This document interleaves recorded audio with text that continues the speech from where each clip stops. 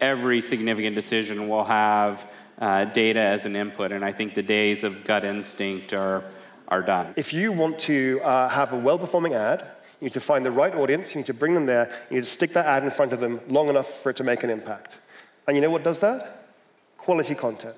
Quality content captures someone's attention for longer than clickbait, where someone clicked on a link and goes, actually, this isn't anything that I want to read. For example, if you look at the ad which is placed on Yandex, and if you try to think about it in traditional marketing terms like audience segmentation, you could say that we have like 200,000 segments, right? That's something you can't explain to marketing people. When we personalize the search results, one of the important factors is the speed of typing the request. That's something you won't guess just being an analyst. But I do think that it's important to see that it's something that we may not have done 10 years ago is for companies to truly understand who their customers are. Yeah, I mean, there's abundance of products in the market, there's intensifying competition, there's increasing consumer choice and increasing consumer power, and a decreasing loyalty towards large brands. You really have to start to understand your customer to be able to personalize their experience, because I think personalization is key in able to reach your customer. You help them to make the absolute best decision, which may be not to buy something.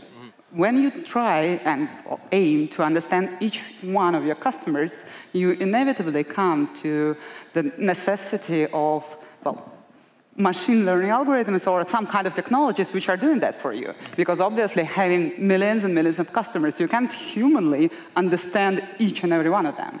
But still, if you apply the technologies properly, they will feel like you are understanding them better, caring of them better, and that's exactly what you want to achieve. The most challenging thing for humans to do here is to find the right goals.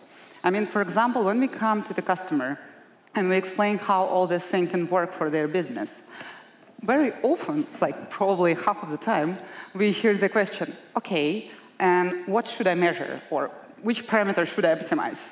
And I say, OK, that's question we're asking to you, because that's your business. One of the big changes that we're seeing is who uses data within the enterprise as well, okay? It used to be generally a kind of small cadre of kind of data scientists who'd be perfectly happy in terminal, doing whatever they needed to do. And now it's everyone. For a lot of people, even just giving them simple kind of feedback loops is hugely important. If you can say, here, experiment, and get immediate feedback on your performance, then you can understand, and they start exploring and doing brand new things they never thought about doing. The more that you can give someone data so they can observe, or in their position, make a decision and act, and go through that cycle, the faster they become. This is going from an intuitive model to a pure data-driven model. There is a myth about big data, whatever, big data solutions, of something being like something which you can plug and play, right? You just put black box inside of your business and it just improves things. No, it doesn't work this way. You need to re-engineer your business processes to make your business more measurable and data-driven, and then you can use these technologies.